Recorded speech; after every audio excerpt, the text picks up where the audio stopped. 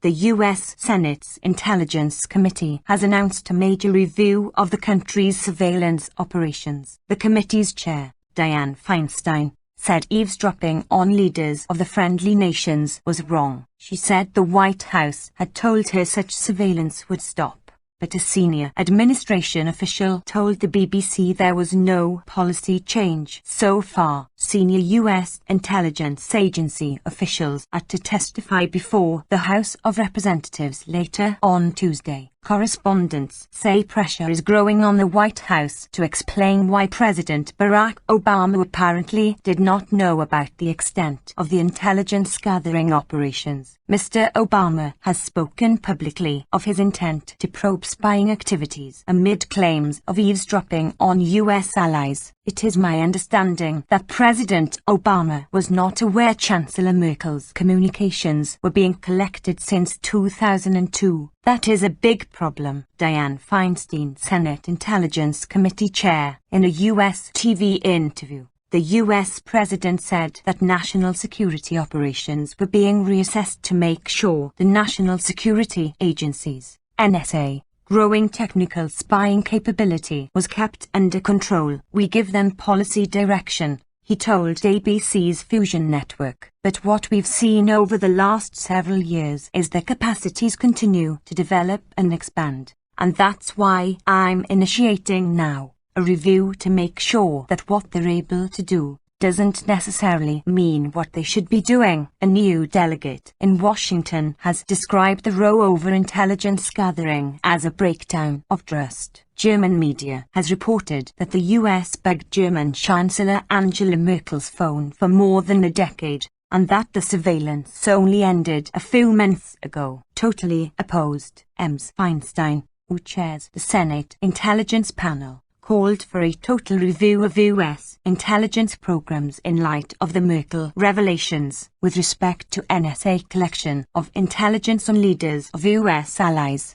including France, Spain, Mexico and Germany. Let me state unequivocally, I am totally opposed, she said in the statement. It is my understanding that President Obama was not aware Chancellor Merkel's communications were being collected since 2002. That is a big problem. Senator Feinstein said the White House had told her that all surveillance of leaders of countries friendly to the US would stop. However, the BBC's North America editor Mark Mardell says a senior administration official has told the BBC this is not accurate, and that while there have been individual changes, there have not been policy changes, such as terminating intelligence gathering aimed at allies. Earlier, White House spokesman Jay Carney told reporters that the administration recognizes the needs to be additional constraints on how we gather and use intelligence. Neither Mr. Carney nor Mr. Obama have commented on specific allegations that the US eavesdropped on international allies,